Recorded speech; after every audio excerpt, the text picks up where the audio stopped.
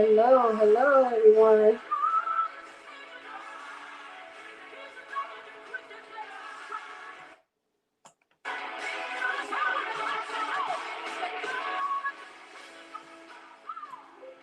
Hello, hello. I am on StreamYard. This is a new device that I'm using on, so I hope you guys can hear me well. If you can't, please let me know.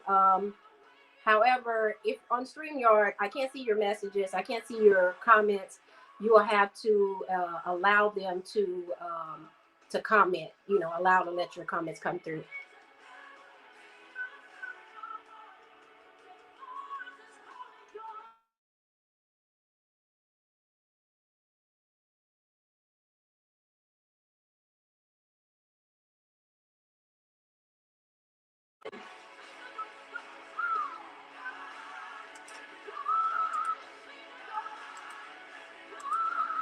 I'm going to go ahead and get started. So today we are talking about, let me turn this down. Today we are talking about restorations. Is restoration for me? That is today's topic. Is restoration for me? Last week we talked about the benefits of restoration, and so we're gonna give a recap on that, so we can kind of see, show what's going on. So today's topic is restoration for me. This is day 3 of the Mending Room devotional. Again, if you have not gotten your copy of the Mending Room devotional, if you have not gotten your copy of the Mending Room devotional, feel free to go to my website. It is here, and grab your copy so we can go through the Mending Room. So, like I said, today we're on day 3 of the Mending Room. Of the devotional, and we're talking about is restoration for me. So last week, I want to recap what happened, what we did on last week. Last week, we stated some points that rest does not imply peace, but it also reveals our perfected path. I can't see your comments unless you allow StreamYard to that you allow your comments to come in. Yeah, I'm not seeing any. So, but anyway, I'm going to go ahead and keep going, and I'll put the link up so you can do that for the next time I'm going to come in. But so if you can, if you want to, please share so we can get this going, and so we can reach as many people as we can. So last week we did recaps. We talked the benefits of restoration, and we stated that restoration. Restoration does not always imply does more than imply peace. It also reveals our perfected path. So as it reveals our perfected path, we understand that restoration offers us peace. Restoration offers us peace. Also, peace gives space for understanding. Peace allows us to understand. Peace allows us to hear, because you can't hear without understanding. So peace allows us to hear the word of God and hear the instructions of God. So, and also number 3 is understanding allows us to accept the voice of wisdom. Understanding allows us to accept the voice of wisdom, so that we can take in strategy, so we can take in what God has called us to do. And the last point from last week we talked about is wisdom. Wisdom fulfilled unveils our path for success. As I told you last week about how God gave me in a dream how I ended up with being promoted, because I was able to have peace. I had peace in my soul, peace in my spirit, and I was able to take in wisdom and the strategy that God had set before me, so that I can hear and receive what God said. So lastly, we have to always take ownership of our own failures. We have to take ownership of our failures, our sins, our mistakes, and all things that we put our hands to. We have to take ownership to it. Restoration is a process. It is a process. And today we're going to talk about the process of restoration. The process of restoration. And so We know that nothing happens overnight.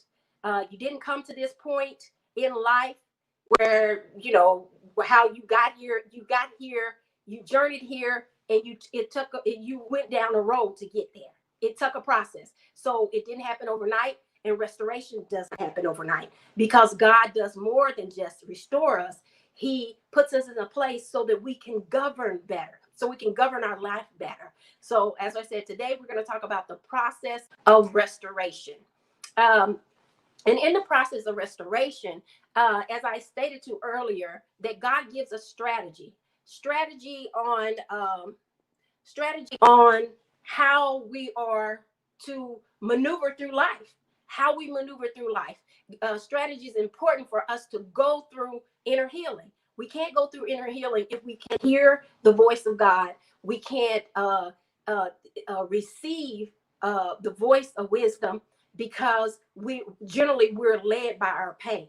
We're led by things that went on in our life, and they influence our character in a great deal, which is why Satan starts early on trying to impact us, so that we can have issues which will cause us to influence our character and how we function in life.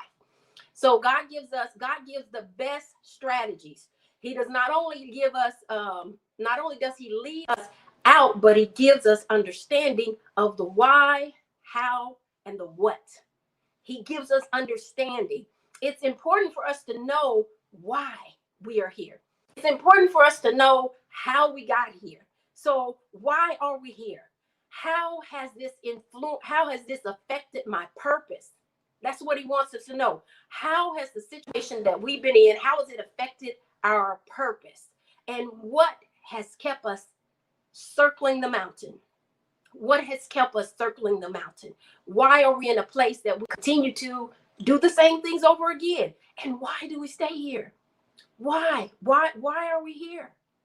If we know it's not functioning, we're not experiencing good things from it. So why are we here? It's not benefiting us. So why do we stay in this place? So that's the purpose. What I want to talk about. I want to explain the purpose of the devotional. The purpose of the devotional. It gives us a daily devotional opens up the door for us to meditate and have reflection time with God. Reflection time on our life, reflection time to hear the voice of God, to obtain strategy, to obtain directions, to obtain just wisdom and just the voice of God, just to build a relationship with him. The 30-day devotional focuses on our soul healing and creating an everlasting relationship between mankind and God. That is the reason why we need to have an avenue, and how we can spend time with God and learn how to function in God. Our relationship with Christ can only flourish if we spend personal time with him, just like in a husband and wife relationship or a friend relationship. You're not going to develop the relationship if you don't spend time in the relationship. You're not going to develop it. You're not going to come to the point to where, the relationship develops and you gain memories and God, and you understand that, wow, God's my friend. That is God's desire, that he be our God, and he's our friend. We have a relationship with him. That is our desire. That is God's desire. God is a spirit, and we engage in building a relationship with God with our spirit, from spirit to spirit. But sometimes our flesh or our soul gets so wounded that it's hard for us. It breaks that bond from us to get into a stronger relationship with him. Because we are flesh driven, we must learn how to lead with our spirit and not with our flesh. Because our flesh will lead with our flesh, and we get the results of the flesh. And the flesh is never satisfied with anything that does not align with the world. The flesh is just constantly wanting more. So this devotion will help you build a closer relationship with God. So I just wanted to give a recap on what the 30-day devotion was about. And so we're going to go ahead on into day 3. is restoration for me? Is restoration for me? Also, a question that I ask, and I ask because, you want to know, is your soul wounded? Is your soul wounded? How do you know if your soul is wounded? And so I can just give my testimony. And so I realized that something was not right in my life, in my soul, because I was living a just false fronted life. I was covering up things or pretending like it wasn't there. So after I remarried, got married, got a divorce, and after I divorced my husband, my ex-husband, we got married again. And I was like, well, let me give it another try, because I was just like, this is just not going to work, but let me give it a try. And so and I was like, let me give it another try, because I didn't give it enough time. So I got married again, and we divorced again. And I acknowledged that there was something going on in my mindset. Something in my mindset that was like, something is just not right with me. And so I was miserable on the inside. I was filled with sorrow and grief. I was bitter, offended, full of anger, and I just had loaded with a good dose of pride, a real good dose of pride, just loaded with pride. And I had to look in the mirror, and I just said, I saw someone else. It was like God allowed me to see within my spirit, within my soul, that I was wounded. I was wounded. I was dressing it up. I was dressing up just to look the part on the outside. I wanted to look the part on the outside, but I wanted to keep going. But that was my way of saying, I'm trying to move forward. I'm trying to move forward. And in trying to move forward, we try to dress things up. And that's what I was doing. So when I got a divorce, the first time when I got a divorce, I was saying, God, I'm trying to move. I'm trying to do things. And I want to get my life back on track. And so I did that. And I ended up 2 weeks before I got a divorce, I was buying a home, and I got the home right after I got the divorce. 2 weeks later, I signed on the papers, and my realtor said, let's wait. Don't sign on the papers until you finalize your divorce. I said, okay, that makes sense. So I did that. And after I got in my home, it was still this feeling of, okay, I'm still carrying sorrow. I'm still carrying. It was like it was a blanket of it. So many times we spend times and we dress things up. Like, I'll go buy something new. I'll go buy some new clothes. I'll go buy I'll go buy some new clothes. I'll go buy a new furniture, a new car. I'm buying all these things because I'm trying to make myself feel happy. I'm trying to have joy within, trying to have joy on the inside. But once I got those things, and even though I have moved in my new home, and God has blessed me, and the spirit of sorrow was still there. The spirit of sorrow was still there. And so I said, God, something is not right here. I need you to make me whole. I need you to make me whole some kind of way, because I can't continue to live like this. I can't. And so in that, I said, God, you have to show me what's going on with me. What is this pain on the inside? Why am I carrying a blanket of sorrow? A blanket of sorrow. And it's like there's no peace in that, because every time you find yourself in a place of I'm trying to move forward, and you go out with your friends, you hang out, and then you come back, sorrow is still there.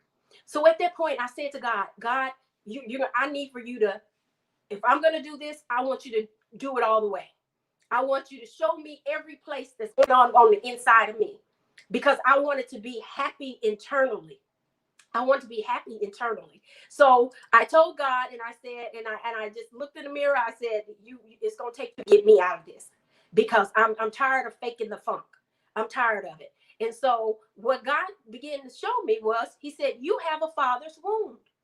I said, a father's wound? I said, I know my relationship with my dad was a little awkward, but he said, you have a father's wound. And I said, well, what does that have to do with my divorce and you healing me? So God began to give me dreams and reveal a strategic process for my healing. And so what God revealed to me, and he revealed to me that I was looking for a perfected or unconditional father's love. I was looking for it to be unconditional and just perfected, because it was something I didn't receive. It was something that I didn't have. I didn't receive it. And so it was like, okay, well, I expected from that. But God said I was looking for that in my spouse. And so God told me to write. I had wrote a book. He gave me the title of the book, Deliverance from the Me and You. And in this book, I have not published it. It's still in the archives. And so today, or last week when I was preparing this, the Lord told me to go back to the book and pull out some excerpts from the Father's Wound. And so you can give a clear description of it. Now, Deliverance from the Me and You deals with every single area that God had dealt with me on. Now, when we have wounds, God, I'm a nurse. And so when we have wounds, when we deal with wounds, and I apologize if this is graphic, but when we have wounds, a wound in a person can be deep, it can tunnel. And so what we would do in the medical field is we have to measure it. We have to see how big the wound is from all directions. And so we would take a Q-tip, probably about this size. And as we're doing the wound, we would go through the wound. We would go down into it to see how deep. And then we would go into tunnels to see if the wound is tunneling into areas.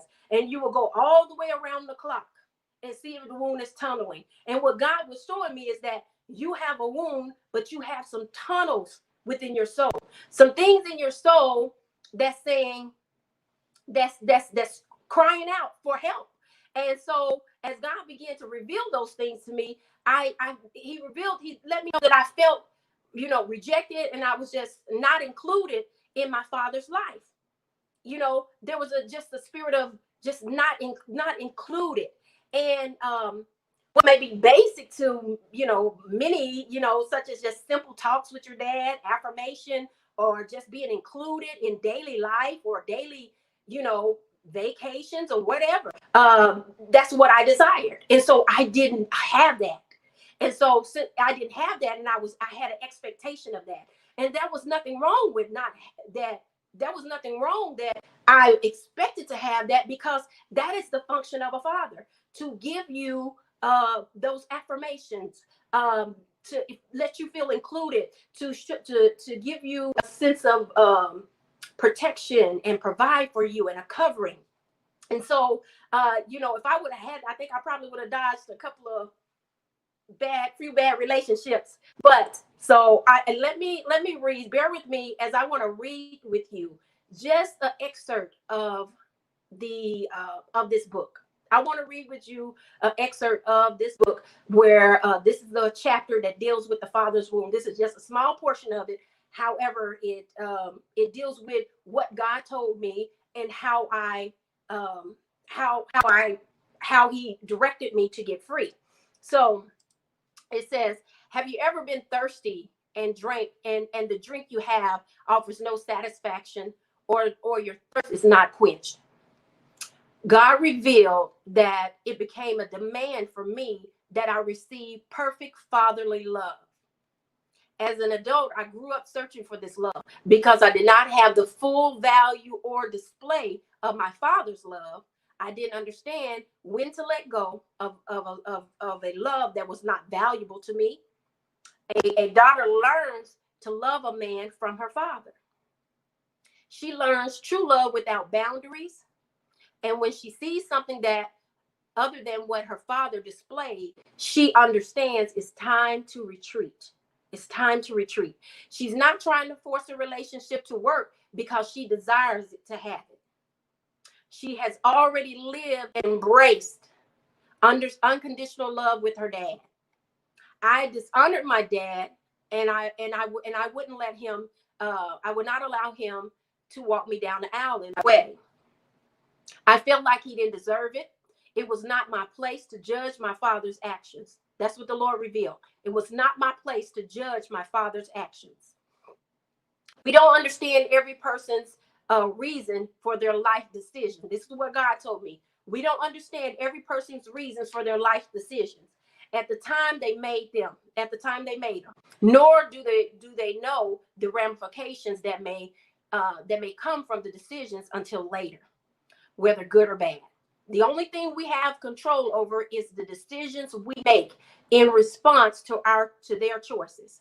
Now, that was a hard pill for me to swallow, because I felt like I was expecting it. I was supposed to have this. So I forgave my dad, and I regretted the decision that I made to resist him. Instead of demanding he expressed how wrong he was, I understood through God that was not my place to judge my father's love toward me, but to honor him only. The Lord revealed a part of my inner me that needed internal healing. And so that was a process. That's a small excerpt of the book that I wrote. And that was a small excerpt of the book that I wrote. And God said, I want to deal with that wound. And God allowed me to walk through that process and get understanding, so that I can realize that I cannot change the way another person lives. I cannot change the decision that someone else makes. If they make a decision and that's their decision, that's their truth. However, you cannot function out of revenge. I was functioning out of revenge. And if you function out of revenge, that is a key indication that you're functioning, that your soul is wounded, that there's some pain, because revenge says, I need to get you back. I need to show you that you wronged me. I need to show you that you need to come back and apologize to me. That's what revenge says. But God says, you have to understand that God gives us free will. Free will. He gives mankind free will to live however they want to live. And they may make a decision that does not benefit you well in life. And if it doesn't benefit you well in life, we have to understand that that's their choice. That's their choice. And only thing you can do is to accept it and move on. Because if we don't, we'll begin to carry those things. We'll carry those issues in our heart, and it becomes a burden to us, and it imparts into our character, and it disrupts our purpose and destiny in life.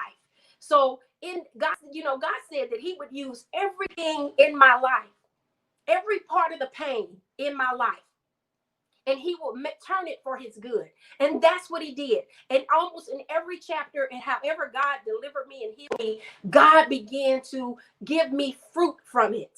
I began to bear fruit because he would prune the areas. He went into that tunnel area that I had tunneled.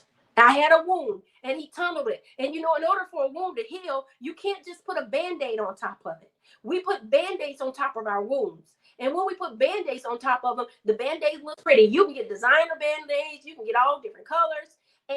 But on the inside, there's a hole in there. There's a hole on the inside. And if there's a hole on the inside, that tells us that God needs to heal. There's a wound there. And if that wound tunnels, and sometimes we have tunneling wounds, and God has to go in, and we have to pack that wound. We have to pack that wound with medicated gauze. And in God's medicated gauze is the word of truth, because the devil wants you to lead with lies. And so as we move with the word of truth, where God is able to heal the wounds, the deep wounds within. And as God gave me these books, when I was writing this book, God told me to finish writing this book I finished it in 2008 around January. And he said, you need to finish it. You need to finish the book. And so I finished the book and I said, why do I need to hurry up and finish it? You know, I'm really not in the trying to get it published right now. And he said, you need to finish it because there is great joy and peace coming. And you won't be able to recall all the pain because you can get so far in joy and peace that you won't be able to recall the pain of it, the deep levels of the pain of it, because I was writing those steps down. And that's what I did in the Deliverance from the Me and You book, which I realize now that God is saying these are our companions, and I probably need to get started on it. But what God did through my father's womb, through the womb that I had, God said he birthed out a book called Zeta Nicole series. And in this series is a little girl who takes affirmations and directions, and she's encouraged by her dad. These are all the desires that I had. And so God says, I will take that. And not only will I take that, because it's not a uncommon thing here for parents and to not have a relationship with their children, or not to include their children in certain things to the extent that the child needs. So it's not uncommon. And so in that, God's saying you can help someone else. And that's what happened. That's what I did. I published a book. I have 2 series out. Zeta Nicole series. This is on the right. Oh, this is wrong. 2 series out. And you get these on my website also. And these books the one first is called Beauty Comes in Shades of Me, deals with her skin complexion. Nothing like a dad to tell his daughter that you are absolutely beautiful. I mean, how many daughters wants to hear their dad saying, you're beautiful? You know, look at my daughter. You're so pretty. That's what little girls want. That's what they want. And this one, Amazing I Am, Amazing I Be. This is a book that deals with confidence, building confidence, and dealing with fear. And her dad teaches her that. He teaches her how to do that. And now in that, God is saying, because you were dealing with some issues, and maybe your dad didn't address those things, but maybe he didn't know how. But there's no reason for you to hold the finger to him and say, you have to do this. It is what it is. Life must go on. And I can't get trapped become trapped in something that happened when I was a little girl. And that's what God was doing, releasing me so that I wouldn't be trapped from the wounds of the little girl, so I can move forward. And that's what God did. So the next thing I want to talk about, which there's many things that I have that God dealt with me on: grief, sorrow, bitterness, offense, anger, pride, which I write about in detail in my book. But today I want to talk about the spirit of sorrow. The spirit of sorrow. Have you ever carried sorrow and grief in your soul? I mean, you just carried it. Just like I talked about earlier, where you cover up your sorrow because the world has moved on. You say the world has moved on, and you're covering up because they don't want to see your sorrow. They don't want to see your pain. But the world has moved on, and it's like, well, they don't have time for my pain and sorrow. It was only for a window. It was only for a window of time. But so we just kind of go out and we hang out with our friends. But then when we come back and we get in our car, this is what I did, and I would just feel this blanket of sorrowness that I just wasn't whole. I wasn't whole. I had, like I said, a testimony how I told about getting a new home, buying new stuff, new clothes, getting a new hairdo, buying clothes, furniture, cars, and just constantly trying to search for that happiness, because at the end of the day, when you buy it, you still back to the same thing. You're not happy. The sorrowness come over, and those things, those are just things. They come and go. And so, but it doesn't do anything to deliver us from the weight of the pain, the weight of the burden. The weight of sorrow can hinder a person's passion for life, their drive and motivation. They can hinder it. It can hinder it. And so this is what God wants us to be set free. God wants us to be delivered. God knows the intentions of our heart. He knows the intentions of our heart. And so a lot of times it's said kind of in a negative way, well, God, you know the intentions of my heart, you know the wickedness, God knows the wicked heart. He's going to deal with this because he knows your heart. But, on Psalms 44 and 21 says, would not God search this out? For he knows the secrets of the heart. And like I said, this is taken sometimes as always about the wicked part. But yes, he knows what's the wickedness of our heart, but he also knows the factors that influences our behaviors. He knows that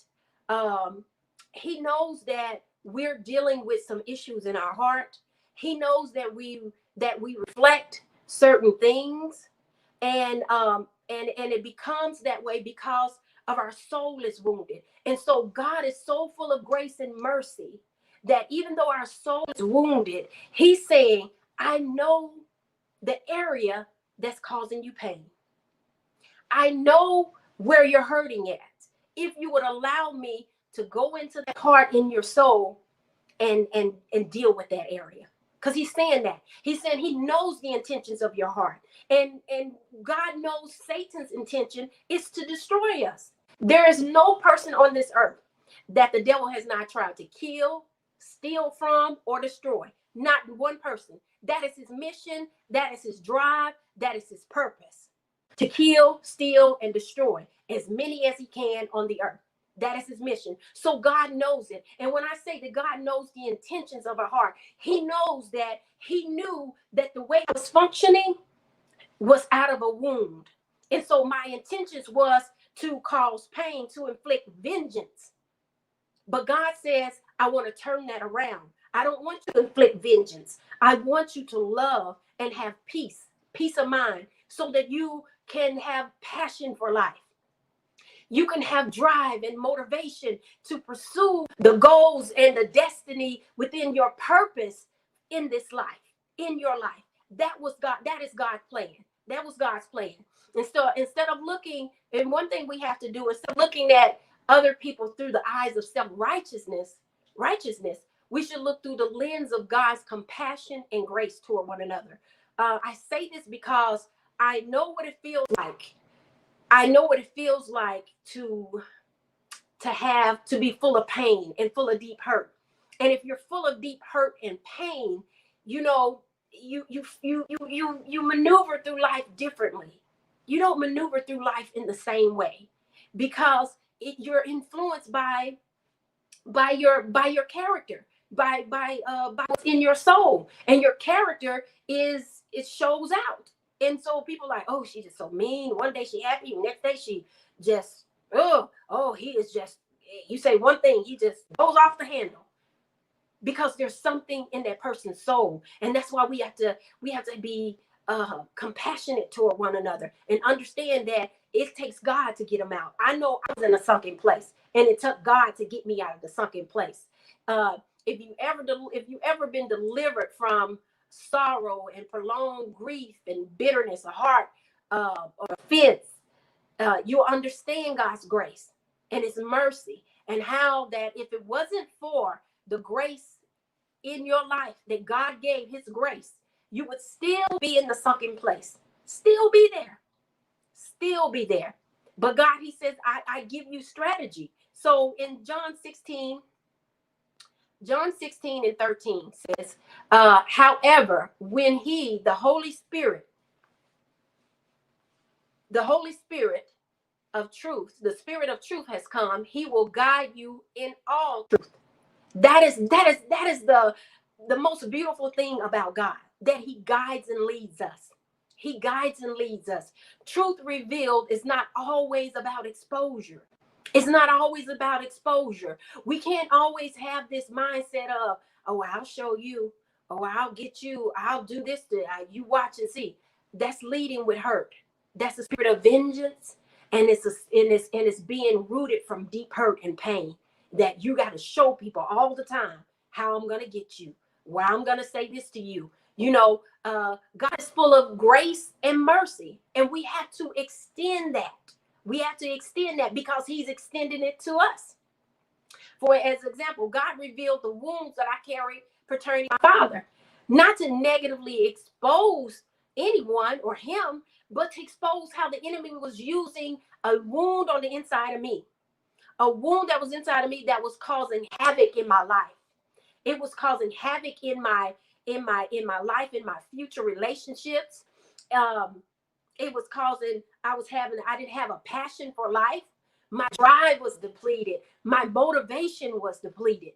All of it. But here I am today with motivation, with creativity. It's on 10 and it's going. And I'm like, oh my goodness. My sister came to me and said, you need to write a devotional. I said, no, I'm not. I got a lot of other stuff to do. And she said, no, you need to write a devotional. And so I said, well, I'm not doing that. And then the Lord's like, you need to write a devotional. This is where this devotional came from, the Mending Room. And as I said, it kind of goes with the other book that I have to publish. So God mended the wounds because the intentions of my heart was causing me to lead with a lie. Have you ever led with a lie? Or do you know if you're leading with a lie? Have you ever led with a lie, or do you know if you're leading with the lie? When you're leading with the lie, there's no peace, because you have to prove something. You have to constantly prove to people, no, this is not me. This is not me. Why don't you peace be still? Because if it's God, and if you're operating in peace, peace will exude in your presence. Peace would exude in your around you and the people that you hang around with. So we have to lead with peace and not lead with a lie. So you understand, take a closer look at yourself and see, am I leading what I say is peace, or is this just chaos? Is this chaos? Is the results of what I have going on, is it chaotic, or am I causing havoc? Is the enemy causing havoc in me? That tells you there's a wound in your soul. Your soul is likely wounded. I was leading with a search for something or someone because I needed a void to be filled. But God says, I am here to be a father to the fatherless, a husband to the husbandless, all of those things. He's here to be and do all of those things in our life and be a blessing to us, but we have to allow him. We have to allow God to reveal your truth. Just as he revealed my inner me issues, you have to allow God, give him a chance, allow him. You're putting that Band-Aid on, but that Band-Aid is covering up a deep wound, and you keep changing it because it's getting soiled on the outside, and you cover it up. But then once it comes out, you know the wound, if a tunnel wound is not dealt with, it'll keep tunneling. It'll get deeper and deeper and deeper. And so it takes longer time to heal. That's why I say the process of restoration. Restoration is a process. As long as you wait and don't allow God to heal you, you be in a position that you're leading with a lie. You're leading with a lie. Only you can decide when you're tired of going through the frustrations of life and repeating the same cycle. Only you can decide that. It's your choice. It's your choice. God is not a tyrant. He does not make us live for him. He does not make us allow him to mold us. He does not just take us and say, I'm going to mold you now. No, he allows us to come to him. He says, come unto me, those that are heavy laden, and I will give you rest. I'll give you peace.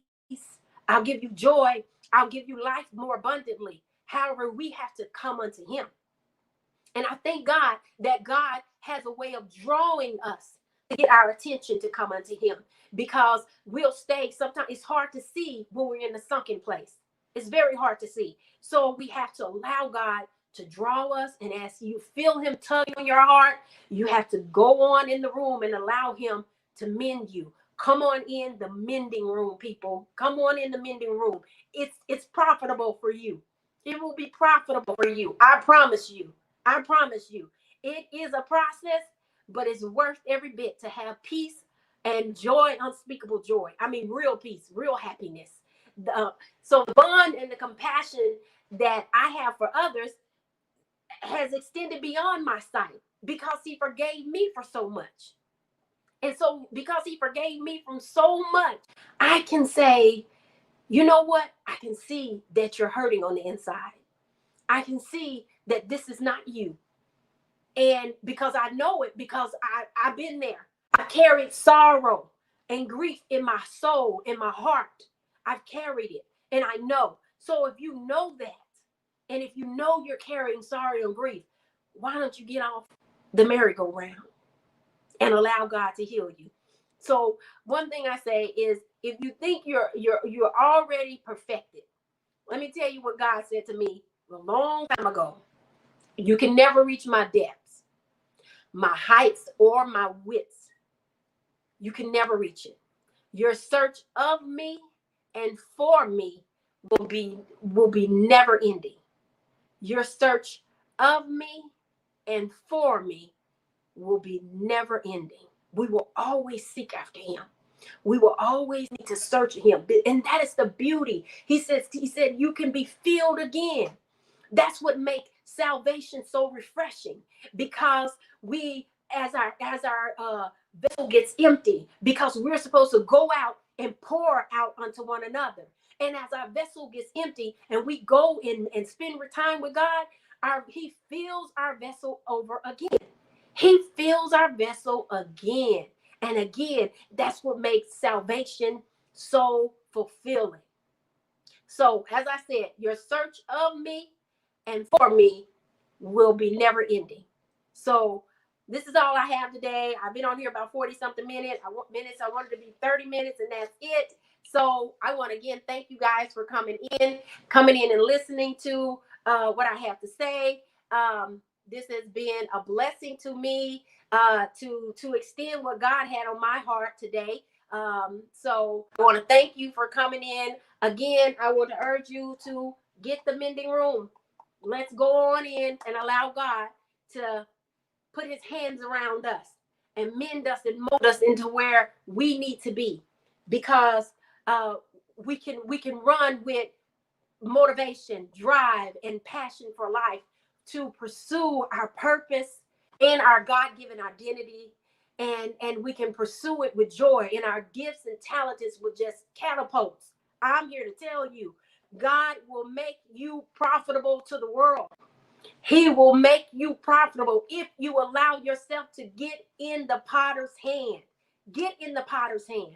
Allow God to mold you. Allow God to heal those wounds that are so deep, those wounds that are tunneled. Let me tell you, the things that God revealed to me and showed me was I couldn't believe it. But like I said, this was a 3-year process. But and now God is saying these two are companions, the deliverance from me and you, and the mending room devotional. So if we allow God to deal with those areas in our heart, we can become what we desire to become. We can see ahead farther than our pain, because our pain always clouds away. They're like big trees standing up, and you can't see past them. Or there's a big mountain because you're in the valley. But God says, I can get you out of the valley. I can be the light to your path if you allow me. If you allow me.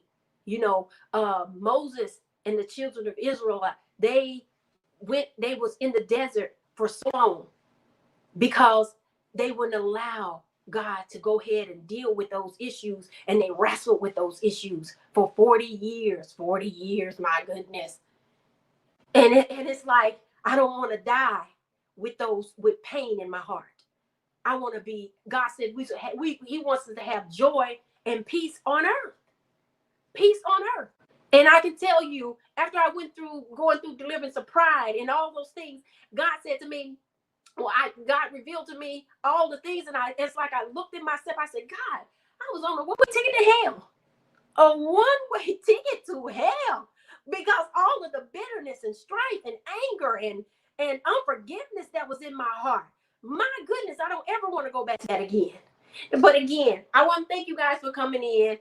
Thank you guys for stay and listen to me. Share this on your page with your friends and family so that they be blessed by this also. So again, that's all I have for today. And I will see you guys next week. Hopefully. I'll see you guys next week. And we'll see what God has to say. So again, thank you.